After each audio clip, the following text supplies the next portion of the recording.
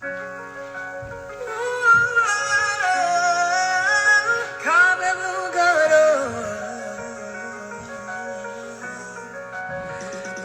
concepts. Can't you do? Can't you do? Nothing impossible.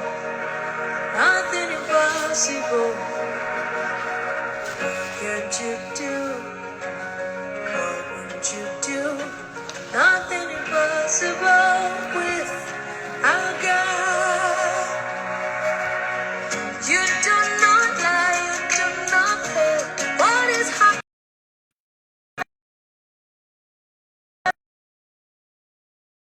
You do not lie, you do not fail. What is hard for you to do? It doesn't exist, Lord. It can never ever exist, Lord. According to your knowledge and your will for me, what you say you have done, I just need to align, oh. Because you are not a man that changes your mind, oh. Those that know you by the power of flesh, no man can prevail. No man, no man, no man, no man. My confidence is you. What is hard? What is hard for you? It can never exist. Oh, you do not lie. You do not fail. What is hard for you to do? It doesn't exist. Oh, it can never ever exist. Oh, you do not lie. You do not fail. What is hard for you to do? To do, it's got never ever exist. Those I know you will trust in you, not in horses and chariots, but a mob of flesh. No man can prevail. Ask Abraham and Sarah, I'm a woman with issue of blood. Nothing, nothing hard for you. As Mama Hannah, oh, grandma Jesus, they can go and see their light. Absolutely nothing hard for you. No man, no man, no man. My confidence is you. What is hard? What is hard for you? It can never exist. Oh, you do not let go. What is hard for you? Jesus, Jesus, please. Oh, you don't have the ability. You don't know how to fail. It's not the other ability to fail. No, no, no, no.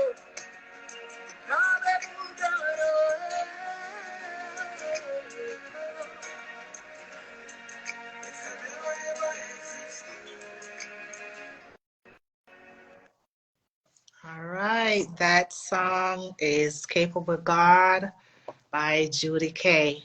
My name is Raquel McLean, and I'm also known as the Paradigm Faith Coach. I help people to cultivate big faith and relationship with God. And tonight I'm here as part of a 5-night series where I'll be comparing faith to the 5 common human senses. Faith to the 5 common human senses. And so I'm aware that researchers believe that humans have more than 5 senses. However, tonight I'll be focusing on the 5 common ones, the 5 main ones, I should say at least. And so this series is part of my campaign for my upcoming book called Big Faith, From Mustard Seed to Mustard Tree, and it will be released on April 12th, my birthday.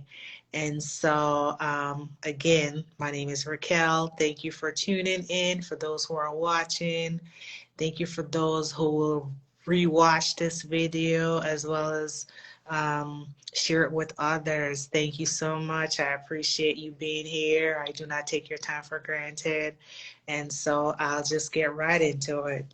And so the 5 common senses known to us are sight, hearing, smelling, touching, and tasting. I think I said it all. Sight, hearing. Thank you for joining. I am discussing the 5 common human senses compared to faith. And I'll also be looking at these examples from the Gospel of Matthew. So again, I was discussing the 5 common senses known to us are sight, or hearing, or taste, smelling, and touching. I think I got it all. And so in Matthew, we see where Jesus told his disciples that if they have faith the size of a mustard seed, they can tell a mountain to be moved out of its place, and nothing will be impossible for them. And so here, I don't know if you can see it, but these little tiny things at the bottom of this container, these are actual mustard seeds. So think about it, when Jesus referenced a mustard seed, he was talking about one of these tiny little things in here. And so if I should open this container and just throw one of these on the ground, it would be lost, because that's just how tiny it is. And Jesus told his disciples that if they have faith that small, they can tell a mountain to be moved out of its place, and nothing would be impossible for them. And so what is a good working definition for faith? There are several definitions. Even the Bible itself has several, but I like the one found in Hebrews 11, verse 1, where it says, faith is a substance of things hoped for and the evidence of things unseen. Faith is a substance of things hoped for and the evidence of things unseen. Various translations say it differently, but it all boils down to one thing. We can't see faith physically with our eyes, but it's something that we're able to grasp. And even then, in this title, I said faith and 5 senses make it make sense.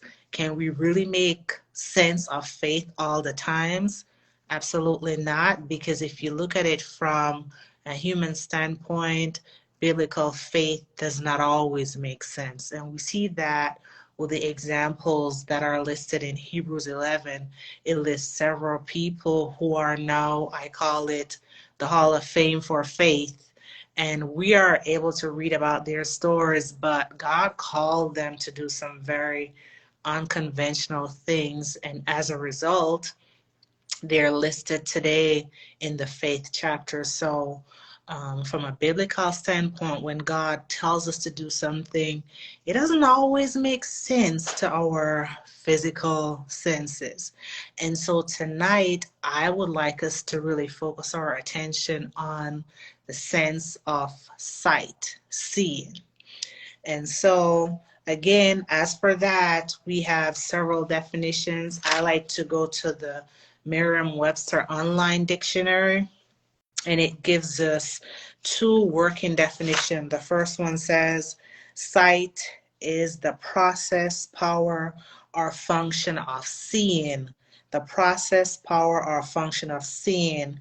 And I like the second one best. It says it is mental or spiritual perception. Mental or spiritual perception. And so with that working definition, we see the example in Matthew 9:27 to 30. And this is where Jesus healed 2 blind men. And what comes into play is this second definition here, where faith is a spiritual perception, a sense of spiritual perception. Verse 27 says, and Jesus went on from there. As Jesus went on from there, 2 blind men followed him, shouting, have mercy on us, son of David. When he entered the house, the blind men approached him, and Jesus said to them, do you believe that I can do this? Yes, Lord, they answered. Then he touched their eyes, saying, let it be done for you according to your faith. Then he touched their eyes, saying, let it be done for you according to your faith. And so by the working definition of faith in Hebrews 11, verse 1, where it says, faith is a substance of things hoped for and the evidence of things unseen. And with the Merriam-Webster's definition, where it talks about faith, sight, not only being the process, power, and function of seeing, but is also mental or spiritual perception. And so, from this example here in Matthew 9:27-30, where Jesus healed the blind men and allowed them to have sight, I believe that spiritual sight is more important than physical sight. Don't get it twisted. Physical sight is very important. I would not be able to see you. And I do know that not everyone can utilize all the common senses, because I am aware that some people may be blind, some people may be deaf, or any other thing that may impinge on their sense of sight or sound or anything. And so I'm not a medical professional, and I'm not here to treat or diagnose, but what I'm doing is comparing it from a biblical standpoint, because I believe that is more inclusive. And in order for us to have spiritual sight, as we see with these blind men here, we do not always have to have physical sight. And that is my point for saying that spiritual sight is more important. And it goes further, because of their spiritual sight, they were able to get physical sight. And in addition to that, Jesus commended their faith. And he said, listen, because of your faith, be it done to you according as you want it to be done. And so we see where faith and spiritual sight go hand in hand. And as with Hebrews 11, verse 1, where we can see faith, this is what is implied here. Jesus saw their faith. He commended their faith. They didn't have physical sight, but because of that spiritual sight and their faith, they were able to get physical sight.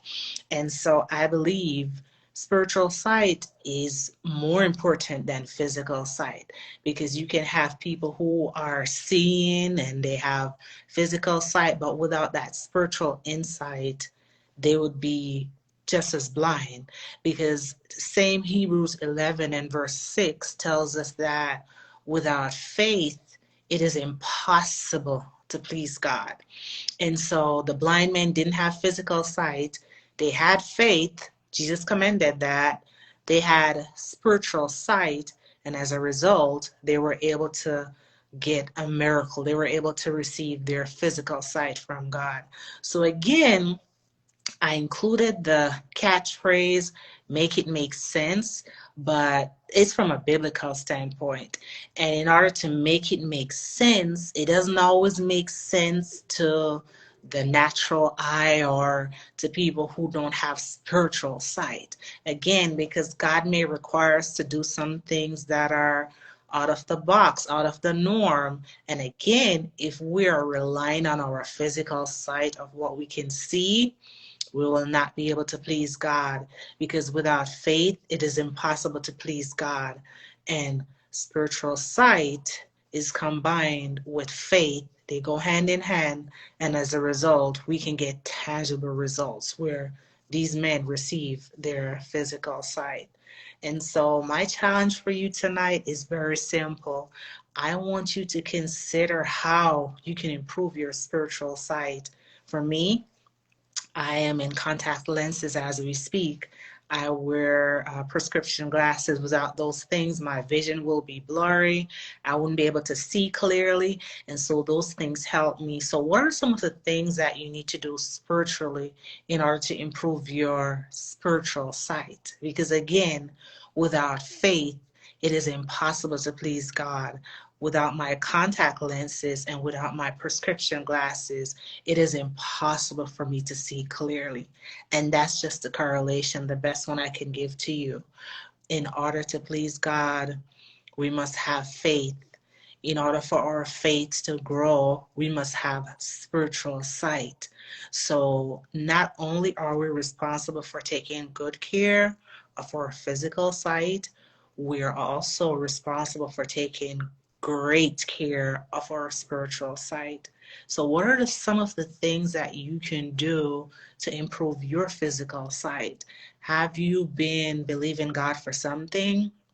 Are you relying mainly on your physical sight, or are you putting into play your spiritual sight and your faith? Jesus told the blind men, because of their faith, this is the reason why he was able to heal them. And so, as a result of their faith and their spiritual sight, they got physical sight, tangible evidence. And so, your spiritual sight and your faith must be combined in order for you to get tangible evidence. And again, we can't always see faith. It is something that is unseen. And this is why we have to depend heavily, heavily on our spiritual sight. And I like to use the word cultivating big faith, because when you cultivate something, it's not just a one and done job, a quick fix where you just do it one time and leave it. So, as with farmers, they have to plant their crops at the right time, in the right soil, the right environment, the right season. There are some places, there are some people, and there are some things that will not allow certain crops to grow. And so you just have to tune in to your spiritual sight and allow the Holy Spirit to guide you as you lean more on your spiritual sight and not just your physical sight. And as you cultivate your faith, the things that God is telling you to do daily, what is He telling you to do? Spend more time with Him, have a certain just like you would get to go to the doctor to get your eyes tested, a certain, they recommend at least once a year. Now, I do not recommend you speaking with God at least once a year, but the point is you have to have a set time to cultivate your faith with Him. You have to have a set time where you're tuning into Him, you're listening to what He's telling you to do, and you have to ensure that you're really honing in on your spiritual sight and not your physical sight. So it is my hope that, like the blind men, you will depend heavily on your spiritual sight, and that your faith will be commended by God, and He'll be able to do some things in your life as well as your family's life because of your great faith. And so I thank you so much for joining. I will be here again tomorrow speaking of another sense. Tonight we discussed sight, and we said, well, I said that spiritual sight is more important than physical sight, and it's not to credit physical sight at all. But when it comes to spiritual matters and understanding God, spiritual sight is more important. And when I say make it make sense, it doesn't always make sense in a physical sense or a human perception, because the things of God are not always understood from a human perspective. But you have to make it make sense. And I really do hope that as I continue my journey of growing big faith, you will continue your journey as well. You will continue to improve your sight, your spiritual sight, as well as your physical sight. And I look forward to sharing more insights with you. I'll be here again tomorrow. You can follow me at PSR with Raquel on Instagram, or Raquel McLean on Facebook. You can visit my website, www.psrwithraquel.com. You can pre-order my Big Faith from mustard seed to mustard tree. And I'll just show you again as we get ready to wrap up these mustard seeds here. And this is how I believe God levels the playing field for everyone, where He says, start with the mustard seed, and we're expected to grow into a tree, right? Because the tree will be able to do more. A tree can provide a nesting place for birds. It can provide shade in the sun. It can do a lot of things. And I believe God wants us to be the same, where we grow big faith, not just for ourselves, but for our families as well, for our friends, and for our community and the people who we engage with each day, where they can look at us and they can see our big faith, and it can help them to have big faith as well. So again, I thank you for joining me tonight. I look forward to coming here again tomorrow by God's grace. And I hope that at the end of the day, we will have renewed spiritual sight and big faith. Take care. And again, thank you for joining. Have a great evening.